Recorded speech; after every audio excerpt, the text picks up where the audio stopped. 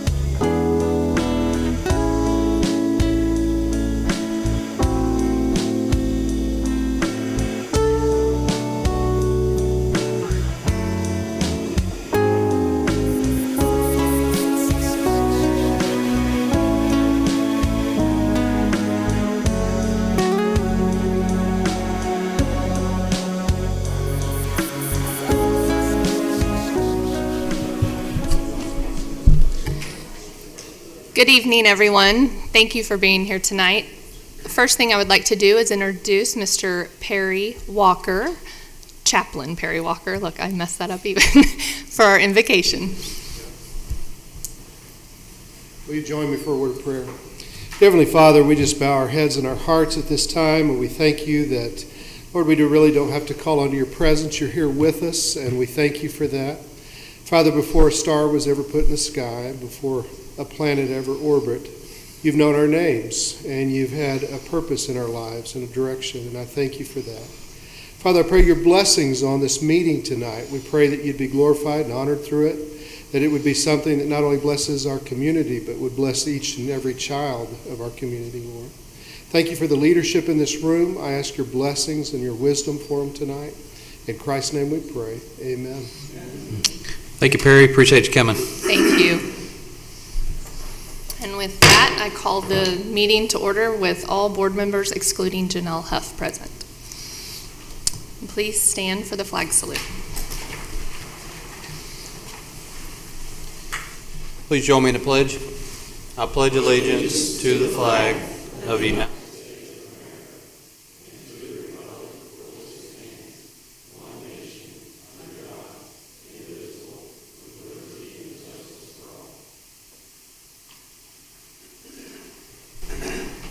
And Mrs. Johnson, I will turn it over to you for recognitions. Yes, and at this time I'm going to introduce Miss Lindsay Watts. She is our Assistant Athletic Director, and she's going to tell us about some of our athletes' accomplishments. Good evening. I'm going to be more brief than I have ever been at a board meeting before.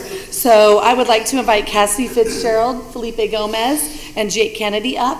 These three student athletes were named to the 6A all-state teams this spring for their sports. So come on up and congratulations to the three of you.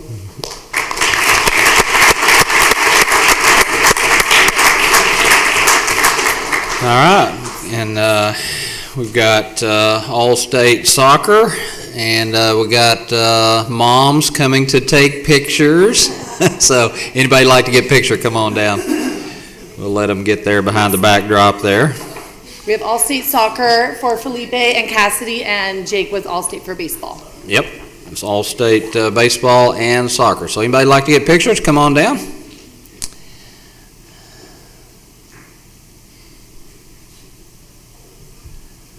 All right, a couple more.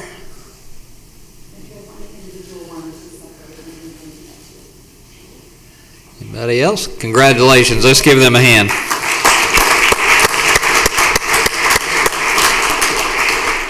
All-state is quite an accomplishment. You have to be at the top of your game and the top of your sport in order to get that accolade. So congratulations to them all. Absolutely. And in addition to them being named to the all-state teams, that qualifies them to be inducted into our E-Club Hall of Fame at Enid High School as well. So a big congratulations for that as well. Hey, all right.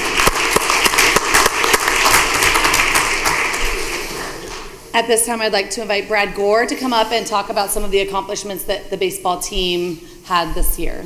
As coach is coming up, guys, why don't y'all line up along the wall here, and as he calls your name out, you can either step forward or wave, and make sure that Miss Tori gets the right certificate to the right player. Coach, 6A state championship runner-up. First time since 1986 in that championship game. That's pretty impressive. Yeah, Dr. Floyd, these guys are, I say it all the time, they are really good baseball players, but they are better human beings. So we're pretty blessed here at Enid High School to have this group of guys representing EHS. I thought they played the game with a lot of class. They always, no grade problems, good students, all-stater in the mix here, and just some overall good guys. So let's give them a big round of applause.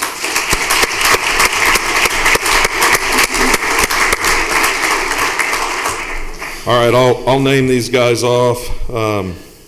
Not by any order, guys, so it's not by best looking or anything like that. That doesn't help Tori at all. Hey, why don't you just, Tori, why don't you just give Coach all the certificates, and then he can pass them out afterwards? That's all right. No, we'll just get a picture without that. All right, we'll start with Mason Benton. Yeah, there you go. Seth Carlson. Waitley Kolpeck. Dax Goki. Israel Gonzalez. Dallas Goodpasture. Gabe Goodpasture. McCage Hartling. James Humphrey. Cooper Jarnigan. Jake Kennedy. Tyson Kennedy. Bennett Percival. Aiden Robinson. Carter Simon. Garrett Scholl, he's not with us tonight. Dr. Floyd, he's at the area code game tryouts. That's awesome. a big honor. That is. He just got back from Cary, North Carolina for Team USA trials, so he's got some big things going on. And the last one is Brock Slater. Yeah, and how about these yahoos coming up behind you? Yeah, we definitely don't want to forget them. No. Coach Dedham Sullivan and Coach Tanner Black. They're just as important or maybe more than the other guys here playing, so I'm really proud of this group. I know all of Enid is also, so very thankful to be a part of this, and I appreciate all the leadership and you guys allowing us to do what we need to do to accomplish things like this. So thank you. It was so much fun, and get to the 6A state championship game is just incredible, and you guys should be congratulated for the season that you had, and I certainly agree with Coach that from my perspective, you guys are as good of students and citizens as you are players, and I'm very proud of you, and congratulations to the whole group. Let's give them a hand, please.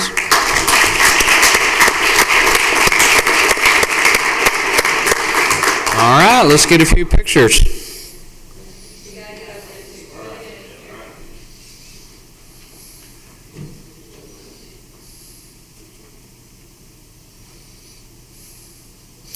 I know that we got some going on to the next level too, so good luck to all of those players as well.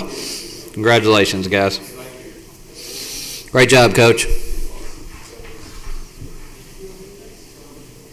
And our next recognition, I'm going to let Dr. Floyd talk about. All right, Miss Smith, come on down. She got 2 grandbabies with her, and so it is an honor for us to be able to recognize Miss Chris Smith. She started with this district. I know she doesn't look like it, but she started with the district in 1969-70 school year and is finishing in 2023. So I can't count that high, Miss Smith, but I know it's a lot of years.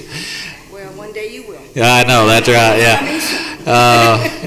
But man, what an accomplishment, what a career, and what an impact you have made on this school district for many decades, and we wish you the very best in your retirement, and you've got some special helpers here with you, and I know that you're kind of a, thank you. I know that you're kind of in the same boat that I am, going to enjoy grandmahood from this point forward, and we wish you the very best with that. What would you like to say after that many years? Well, I do want to say something. Yeah. And by the way, I have a map of how to get to Plano really quick. Okay, good. I may need that. May need to get that from We you. have grandbabies in the same place. Yeah. Yep. Okay. I want to thank you, Dr. Floyd and the board, for recognizing me this evening. And I have prepared a few words, and I've written them down because this is very emotional for me. 5 decades to say goodbye. As I'm sharing, my granddaughters, Kinsley and Elin, have passed out a gift to you. And along with their cousin Trevor in Plano, it's one of the reasons that it's time for me to retire and spend more time with them. Lots of miles on my car. It's hard to sum up more than 5 decades of service for public education, but if I had one word to choose, it would be proud. Not me, but of the hundreds of early childhood educators and advocates that I've worked alongside, serving our youngest learners since 1969. It was a blessing to work throughout my career with early childhood champions, which we've had here in Enid. Dr. Ruth Ann Erdner, Willa Jo Fowler, as well as other school board members who truly understood the importance of early childhood education. These advocates realized decades ago, not only could Oklahoma be a national early childhood leader, but Enid could be and has been. Together, 14 years ago, we opened the Commons Intergenerational Program, one of the first of its kind. It inspired other districts like Clinton and Guthrie and Norman and Edmond and Coffeyville, Kansas, and Shawnee to do the same. And the program has had visitors from England and Australia and South Africa, all who understood the value of early childhood education and wanted to learn more. Then came Carver Early Childhood Center, which was repurposed for a pre-kindergarten center with community funds raised by the United Way and a grant from the Inasmuch Foundation. That's right, Enid residents believed in the need for quality early childhood, and they reached into their own pockets to make it possible.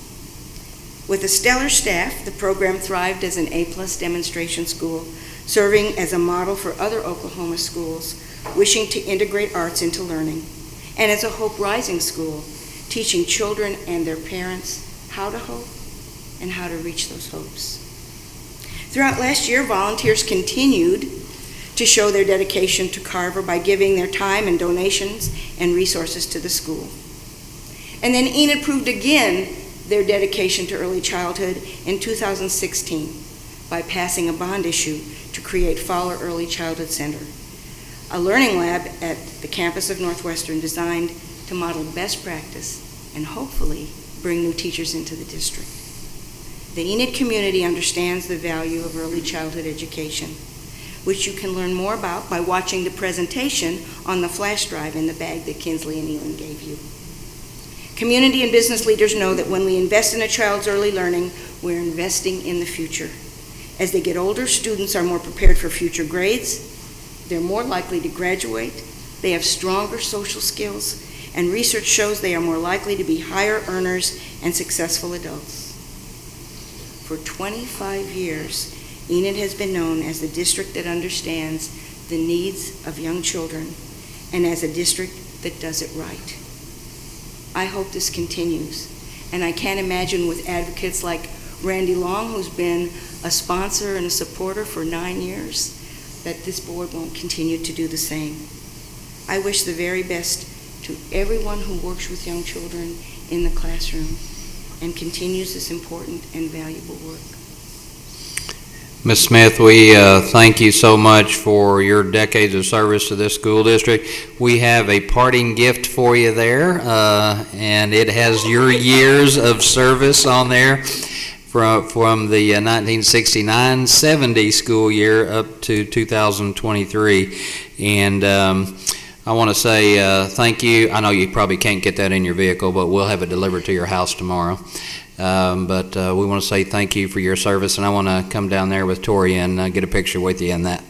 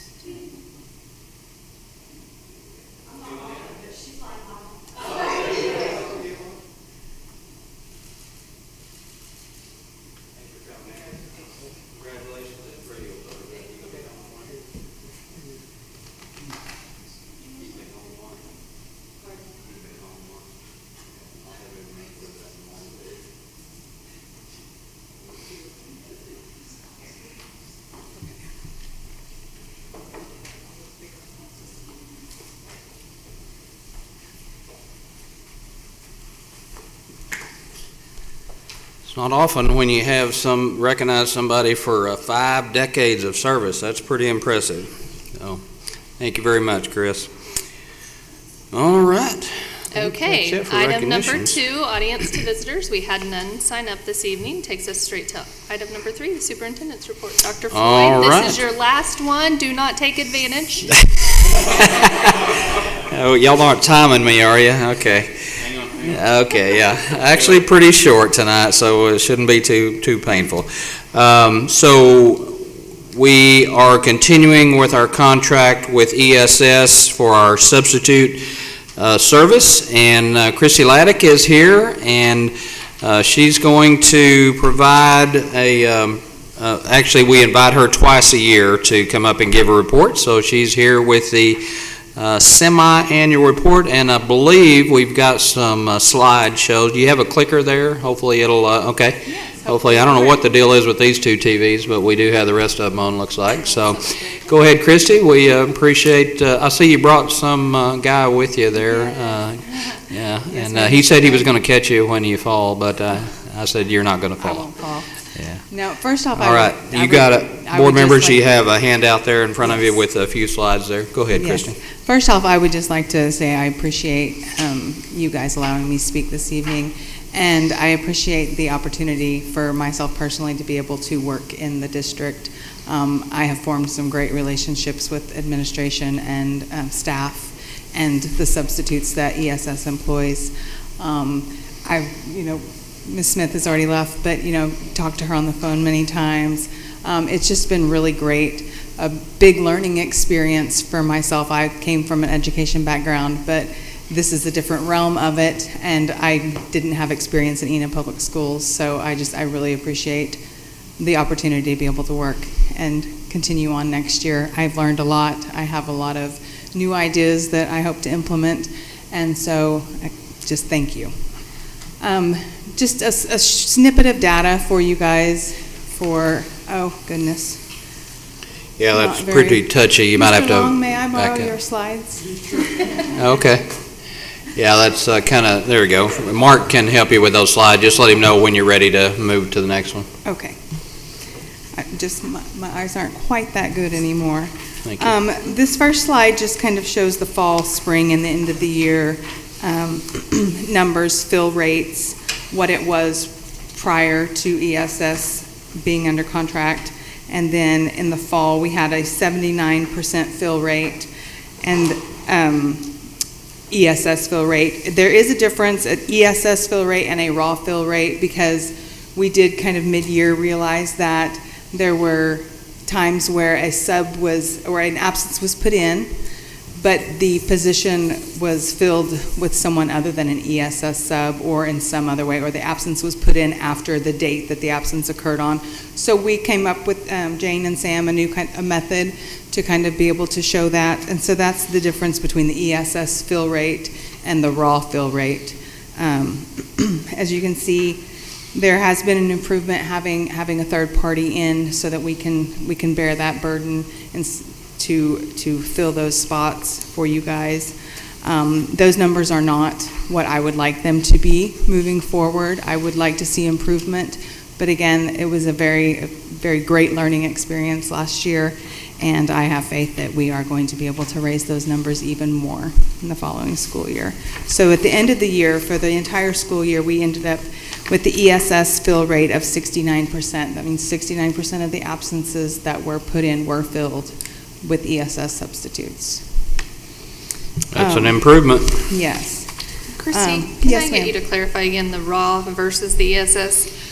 I'll give you an example. Why are they so close? That's where They I'm are so struggling. close because there are not a lot of instances where, like the example I gave of an absence being put in, if an absence occurred on Monday but it wasn't put in until Thursday, I was going and changing that. That is not factored into the ESS fill rate. It factors into the district having an absence there, but it doesn't factor into the ESS fill rate because if it wasn't put in the system until Thursday, there was no opportunity to cover that absence. You want to on fill in the Monday. gaps here, Jane? Yeah, so occasionally a staff member may call their principal at 7:05 and say, hey, I'm home throwing up, I'm not going to be there today.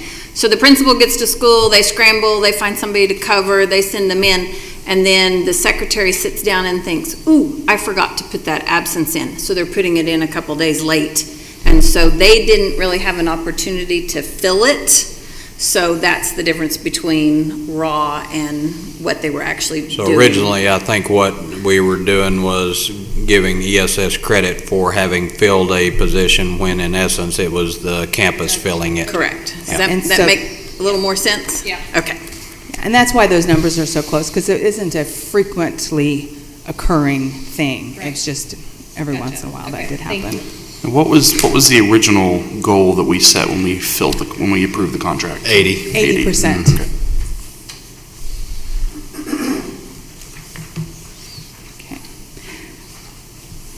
Okay. We did hire, I think, the fall board meeting last year, I set a goal of 100 substitutes hired.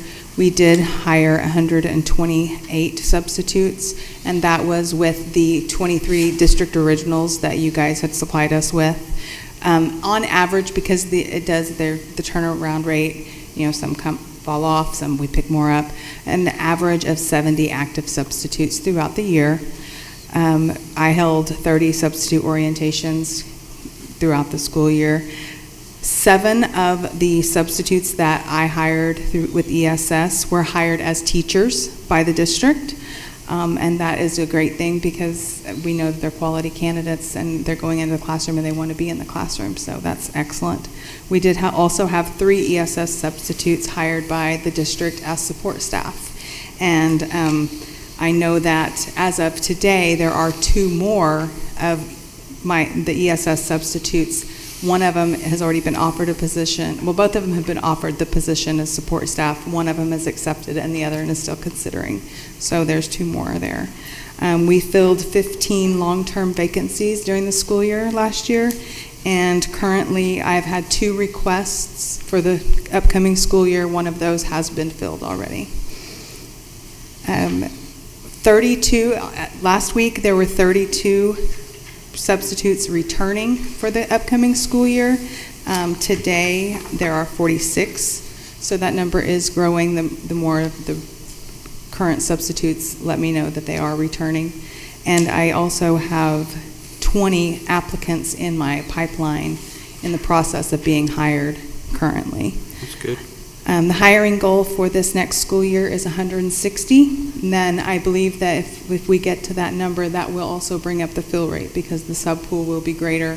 There will be more people with an opportunity to fill those places. And that's active substitute needed to maintain a 95% fill rate is 125 substitutes. Are there any questions after that slide? This summertime for me is big on recruiting, getting out into the community. I have started doing that, putting flyers up in businesses. Anywhere I go, if I take my family out to eat lunch, I always have my flyers in my vehicle, and I'll say, "Hey, by the way, I also do this. If we Can got a I deal hang for a you?" flyer?" Yeah. Come on And down. so that summertime is big on recruiting. I actually emailed Miranda Johnson today with the digital marquee posts that she can put on the marquees at all the campuses outside of the administration building. I'll be sending the digital for the district website, social media at the campuses, and just Enid local social media. Locally owned businesses is kind of where I like to start as far as businesses go because I feel like they have a little bit more investment in the community. Corporate businesses, the 2 local college campuses, Autry Technology helps out a lot, local churches, and there's a whole more list of, any business in town, they're going to be bothered by me, but that's okay. They usually return a smile, and I have a lot of luck with that. Word of mouth is a big recruiting tool. That means from you as board members as well as teachers. I'm always talking to the teachers and staff about, get that refer a friend website out there, get your link, share it with friends and family, get people to apply, and you're rewarded with some money. No one's going to, say they don't like a little bit of extra spending money. So there's some information as far as what makes a successful referral, and anyone, you don't have to be a teacher or a principal or a board member, anyone can refer and substitute teach. Are there any other questions? Well, Fred Benson is here. That's Christy's supervisor. Came all the way up here from Texas. So what would you like to say, Fred? Appreciate you coming. Howdy. Thanks for the opportunity to visit. My message is simple. We're thrilled to be partnered with Enid Public Schools. We stood here. Christy wasn't part of the team yet. We promised we'll make you proud, and we will. So we're super proud of the work Christy's doing and honored to be partnered with you guys. So thanks for your support. Yeah, appreciate you coming up, and I think it's been a good partnership. Obviously, we would all like to see those numbers and percentages increase, but we can see by those those graphs that it is better than it was when we were trying to do it on our own. So for that, we thank you, and I think it's good to continue to have the goal of 80 and above. So hopefully we can get it there, or you guys can get it there. But appreciate what you guys have done, and I hope that success continues. Yeah, appreciate it. Anybody have any questions? All right, thank y'all. Appreciate it. All right.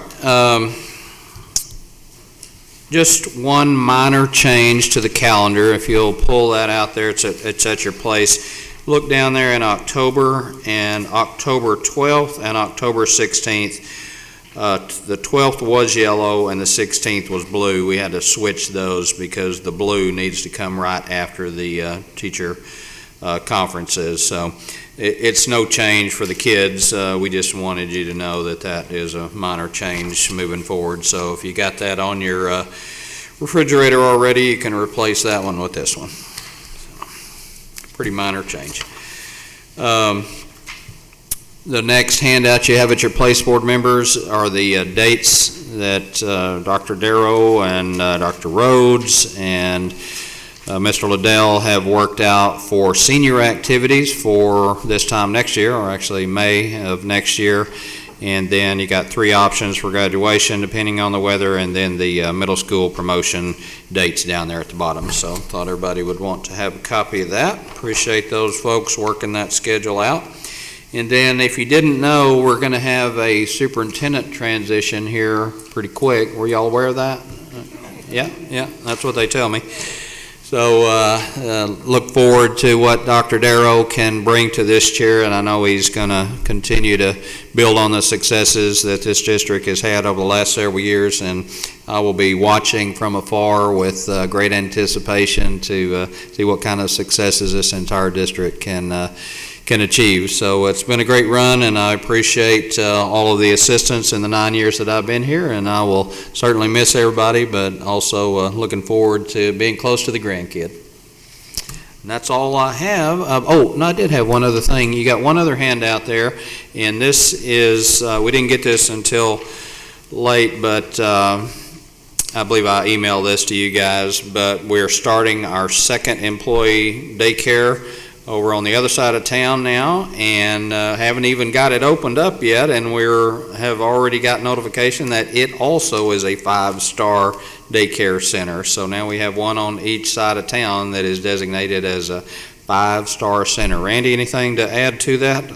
There's a whole lot that goes into that, but Courtney's got it going on. Yes, yeah. Courtney does an excellent job, and we're excited for the district. Mm-hmm. For our employees. Yeah, that's great. So I gave you attached to that is the letter, and if you run out of stuff to do, you can click on that link and see what all the criteria is. But bottom line is, Courtney is killing it. Yeah, she's great. All right, I believe that's all my superintendent report. Thank you. I have to say that was the shortest. Short and sweet. I mean, there are only 4 items on the agenda. Good job. Thank you. Go out big. It only took me 9 years to shorten that down to. Takes us to item 4, regular business. I will entertain a motion to approve item A1 through 6. So moved. Motion by Matt Sampson, second by Joe Blackwood. Is there any discussion? All those in favor say aye. Aye. Any opposed? And the motion carries.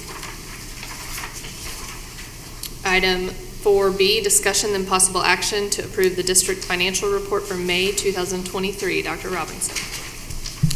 Well, as I've kind of been saying all along, revenue collections are looking good still. In fact, we did collect all of our May claims in a very timely manner from the State Department as far as federal programs go. So that is very good news for the district. Almost $1.3 million in claims were collected from May alone. And most of that's because of the big payroll we have at the end of the month. So encumbrances are looking good. Hopefully next month I'll have an early breakdown of kind of what we're looking at, how the budget ran this year, and if I was even close to it when I gave that to you guys back in the fall. So everything's looking good. One thing I do want to kind of highlight, there's a investment funds that's part of the financial report, and we invested our Fund 38 and 39, which is our bond sale that we conducted back in March. Those funds came in May. We're going to run that through a CD, and it's going to generate about $138,000 for that short duration. It's money we get it, we hang on to it, and then we got to make our payment with it by September 1. So we'll run that through August 29th or 30th, and then it'll generate a little bit of revenue that we can use at some point in time down the line for some future improvement if that's what we deem to do with it. But in the meantime, it's better to let that money work for us and put it to good use for a positive thing later on. The other sheet you have is a very big sheet of paper. Sorry, the print is so small, but this is the biggest paper I can print on without going somewhere else to get it printed. Otherwise, we'd have a giant poster in here. This is kind of a breakdown of our district projects, district expenditures that are kind of what I consider to be one-time expenditures. And so you have FY22 and then FY23 and then kind of what I'm projecting for FY24. Bottom line is the real thing I want you to look at there. Out of Fund 21 this year in one-time expenditures, we're at $2.4 million, and most of those are improvement projects in buildings of different sorts, anywhere from painting, HVAC, to pouring concrete, to doing just whatever it takes to improve our campuses and kind of what we have going on out there. And then in Fund 11, we have over $4.1 million in one-time expenditures. That does include a supplemental pay that we did last August, but most of that, again, are things we've done to improve things for students in the district and to make learning even better here. So really the purpose of this exercise is so that way we are demonstrating to you and to the public that our one-time ESSER funds are not going to put us in a bind when they run out. And our one-time ESSER fund expenditures this year, we were going to spend budget-wise about 4.9, but I think that's actually going to come in at about 4.6. We've kind of underspent, but it's because we've used building fund for some other things along the way. So, And just as a reminder, that ESSER funding cliff is at the end of next school year, 23-24. Right. FY25 is when it will hit everybody. We run out of those funds in FY24, but not to worry, we will make sure we get them spent next year on really good things to continue improving things in the district. So this is really just FYI, nothing to act on, nothing like that, but wanted to include it. But you can take a look at that list and see that all those projects have been good for kids and good benefit not only now but well into the future too. So appreciate you leading those projects. Yep. Thank you, Dr. Robinson. I will entertain a motion to approve the district financial report. So moved. Motion by Joe Blackwood. Who was my second? Matt Lohman. Any discussion? All those in favor say aye. Aye. Any opposed? The motion carries. Item 4C, discussion and possible action to approve resolution number 674, Oklahoma School Insurance Group for fiscal year 24 liability and peril coverage. Dr. Robinson. This was going to be really bad news, but Dr. Robinson was able to whittle it down a little bit. That's so. right. And better news than it was going to be, right? Better news than it was going to be, but this is an increase in expenditure for next year, but not as bad. So the medium-sized sheet you have, because these are big numbers but not quite as big, thanks to Jay working with us. If we did nothing in changing our coverage, which just to tell you guys what our coverage currently is our general liability has a $25,000 deductible. So like the playground that caught on fire, if we were to claim that, it'd be a $25,000 deductible to us. If we have a wind or hailstorm that comes through, we currently have a $500,000 deductible. If we were not to change any of that, our premium would increase by $187,000 for next year. And so we've looked at a couple of different options, leaving general liability at $25,000 and increasing wind hail to $1 million. our premium would increase by $34,000. We can take and increase our general liability by $25,000, take it all the way up to $50,000, which is, that increase is still less than the $34,000 increase. And when held to $1 million, and we actually can reduce our premium by $3,000, $3,192 to be exact. Jay has brought us a deductible buyback, which will allow us to buy back $500,000 of our deductible from another insurance provider, and the cost of that is $80,560.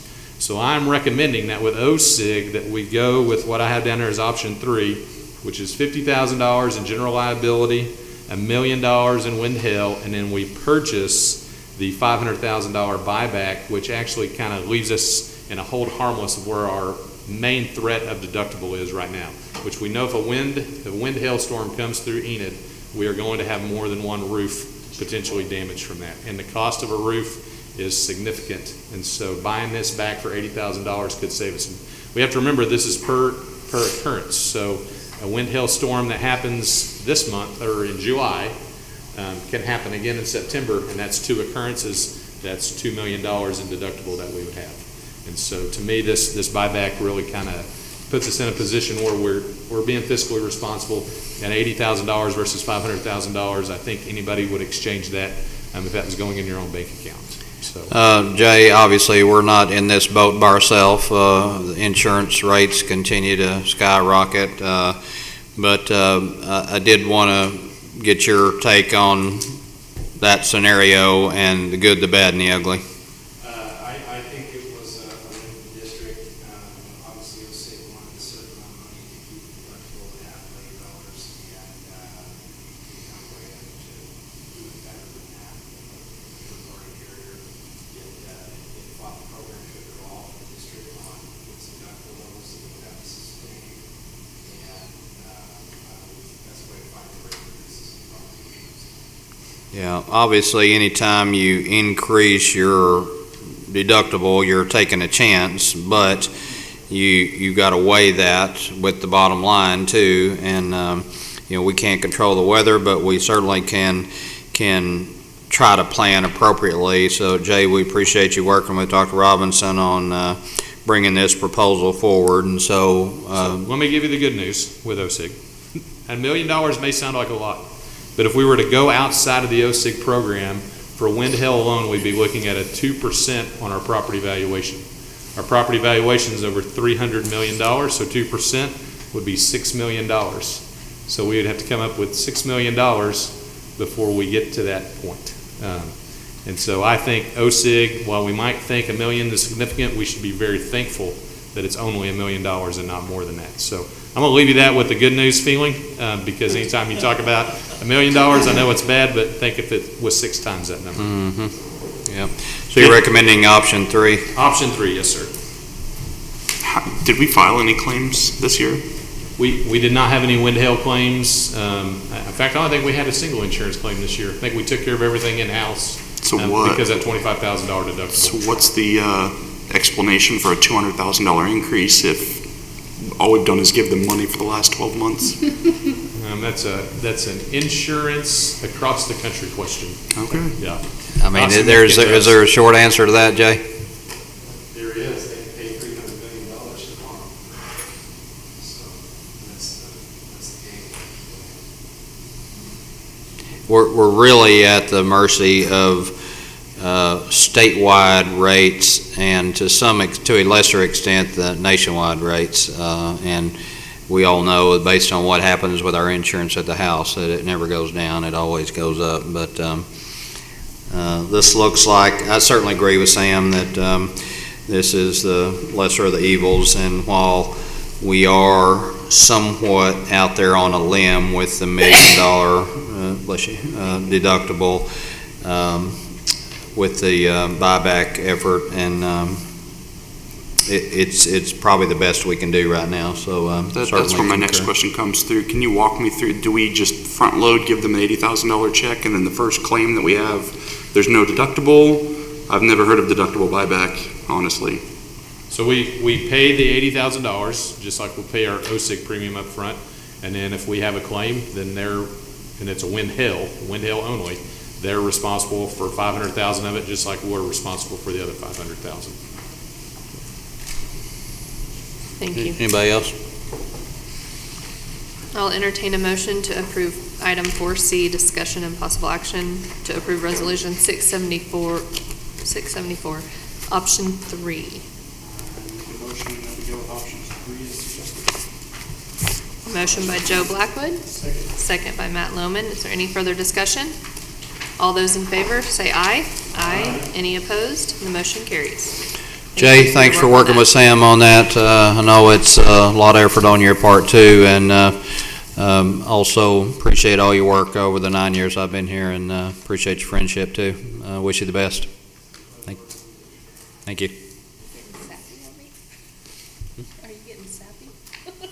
If I start crying, just hand me a tissue. Trying to keep him focused. He's up here getting all weepy. I'm just kidding.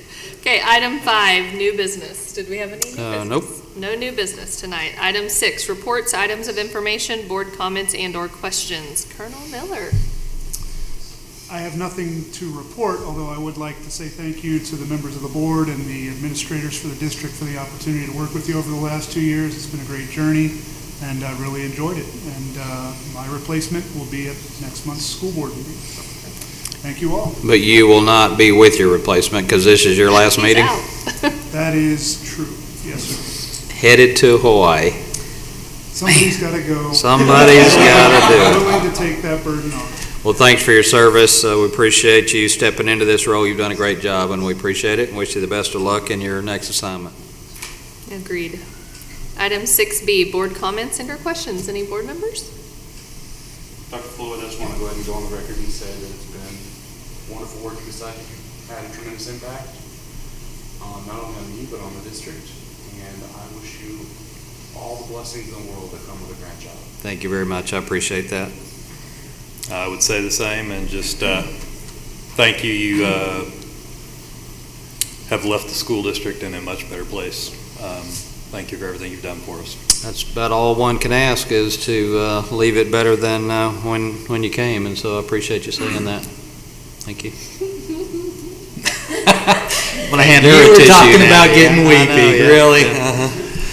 Well, thank you. I've enjoyed it. Yeah, I really enjoyed working with all of y'all, and I wish everybody the best of luck. And like I said, I'll be watching from afar to see what great things you guys continue to do. So next month, we're going to say, hi, Dr. Floyd. And I expect him to reply to all of us.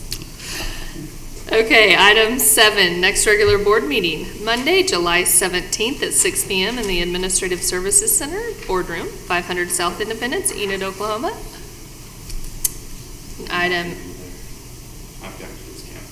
Okay. Item 8, discussion and possible action to approve a proposed executive session to discuss the employment of those individuals and/or positions listed on the attached Exhibit A and Exhibit B, possible purchase or appraisal of real property and pending or possible litigation. Do I have a motion? Motion by Joe Blackwood. Second by Matt Sampson. Any discussion? All those in favor say aye. Aye. Any opposed? The motion carries. We're headed to executive session. Mr. Mance, it's 6:41 or 6:42. 6:42, okay. Yeah, go with it. Hey, I know what's fair on that. Okay.